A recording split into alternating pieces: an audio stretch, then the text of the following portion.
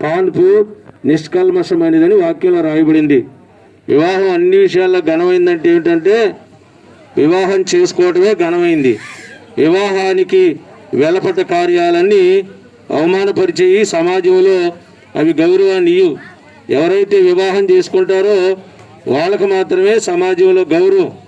వివాహం కాకుండా ఎన్ని కార్యాలు జరిగినా దానికి గౌరవం ఉండదు, దానికి చట్టబద్ధత ఉండదు, దానికి సమాధానం చెప్పేవాళ్ళు ఎవరు లేరు. కలుసుకుంటారు, విడిపోతారు, వెళ్ళిపోతారు, లోకంలో ఉన్న నిందలన్నీ మోస్తూ ఉంటారు. కానీ వివాహం చేసుకుంటేనే వాళ్ళకి గౌరవం, చట్టం వాళ్ళకు కొన్ని సదుపాయాలు కూడా కల్పిస్తుంది, పెద్దలు సమ్మతిస్తారు, సమాజం హర్షిస్తుంది. కనుక వివాహం ఘనమైంది.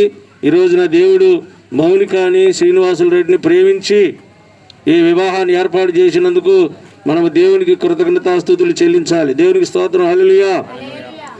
అయితే మా ఇద్దరం కలిసి ఈ కార్యక్రమాన్ని కొనసాగిస్తాం. దానికి ముందు ఒక ప్రశ్న నేను వేస్తాను. వీరిద్దరూ జతపరచబడటం మీరు అందరికీ సమ్మతమైన వాళ్ళు మీ కుడి చేతులు చూపించాలి. వీళ్ళిద్దరూ జతపరచబడటం అందరికీ సమ్మతమేనా? మంచిది. సమ్మతం లేని వాళ్ళు ఎవరైనా ఉంటే చేతులు ఎత్తవచ్చు.